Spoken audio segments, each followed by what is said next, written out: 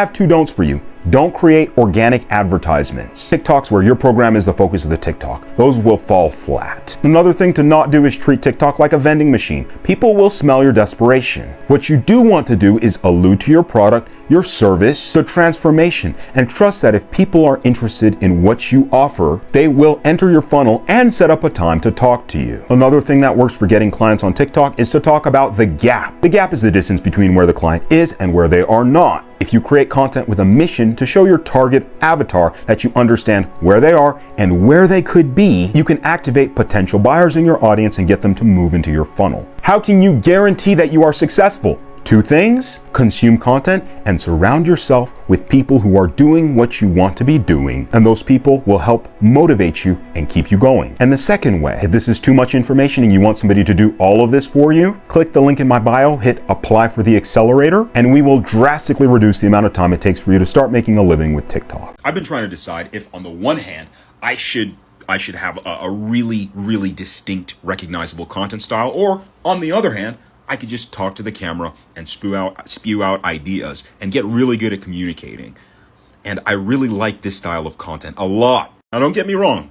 Like, there's some people who do the other style really well, like Christopher Claflin, for example. You see him, you immediately know what's up. You're going to sit there and watch for 2 minutes, 3 minutes, 5 minutes, depends. But on the other hand, there's some creators who just sit down, talk to their camera, make a ton of videos, and then they go about their day, and they're not worried about the engagement. They're not worried about, oh, did this post get a ton of engagement? Did that hook, I tried split testing this hook versus that hook. Did it do well? Did I dumb down the information well enough for people to understand? They just show up and they are authentically themselves on the platform, and their strength is in the volume and the variation of ideas, and not necessarily the way those ideas are communicated. I know that this platform has a visual aspect, like you look at people and if there's edits, if there's noises, if there's sounds and stuff, the video will naturally do better.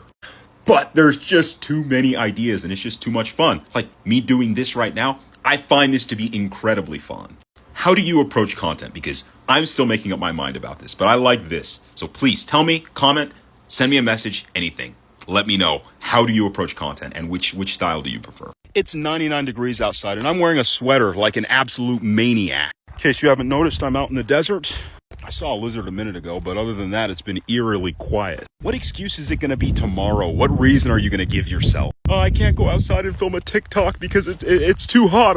I have my sweater on right now. I don't have my makeup done. I just took those excuses away from you. Go make a TikTok, for goodness sakes. What better thing do you have to do? What, are you waiting for Elon Musk to come to your house with a filming setup and set it up for you and say, here you go. Film it. I'll make sure it goes viral. I'll push the TikTok heating button in your TikTok. No, none of that's going to happen. I mean, maybe it could, but the best you get is me telling you to go post a TikTok. And if you don't know what to talk about, just tell people why you're doing what you're doing and why it's important to you. I went from feeling like an imposter when creating content to believing 100% in the legitimacy of what I had to share and coming across in a believable, authentic manner.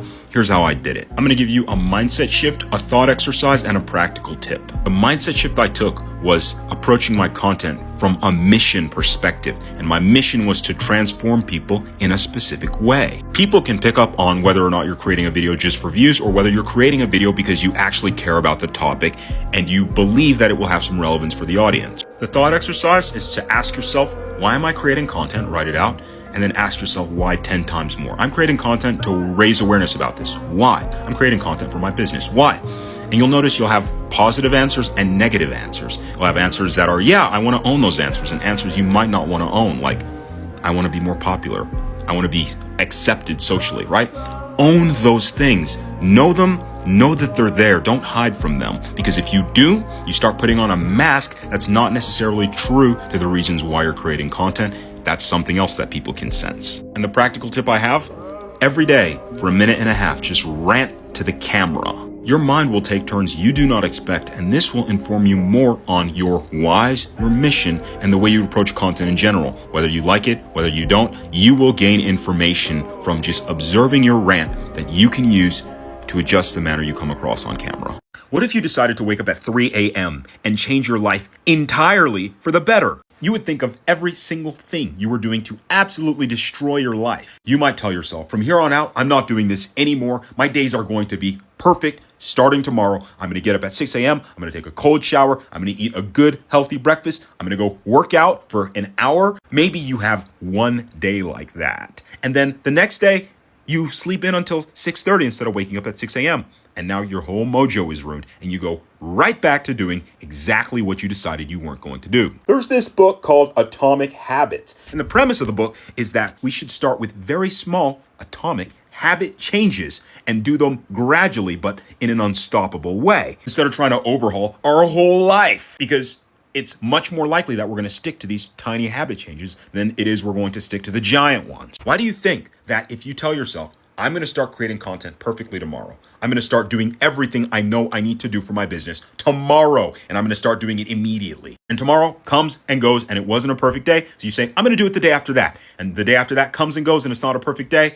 Get rid of the perfectionism. Do it badly. The key to creating content isn't to make perfect content. There's no such thing. The key to creating content is to do it consistently and add tiny, small improvements to the overall process. So stop waiting for the perfect post idea. Stop waiting for the perfect time. They don't exist. And if you find them, you'll be disappointed. They don't exist. Go make 50 pieces of content really badly, and then come back and tell me what you know.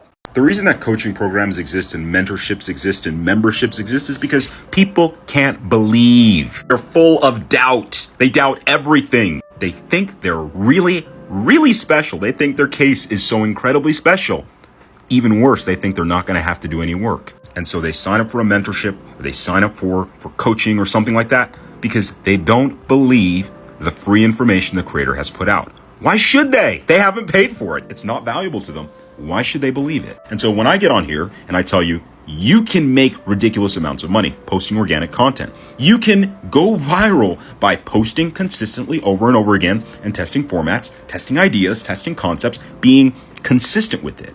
You don't believe me. Even worse, you think there's an easier way. You think there's a tip or a trick or some sort of hashtag or a certain hook to use that everybody else is using. And if I just use this one hook that everybody else is, you want the secret to success on TikTok, the theory behind my whole account? Post on TikTok, make your post better, do it consistently, vary your ideas and your creative formats, and just keep doing that until you find something that works. And if you don't want to do all that work, don't worry. There's a hooks template that you can buy that will fix everything in your business. It'll like you buy this, you'll immediately be making $50,000 a month, and I will personally come and take care of your dog for you or your baby or whatever it is. I'll do your laundry and your dishes and everything. I started a new TikTok on a Monday, and by Saturday I had 14,000 followers, only spending an hour creating every single day. I started by having an overall mission for my content. I wanted to help people be better in this specific way. The next thing I did was look up content by people who had a similar mission or niche around their account. I would save 4 post formats every single day. The next stage was ideation.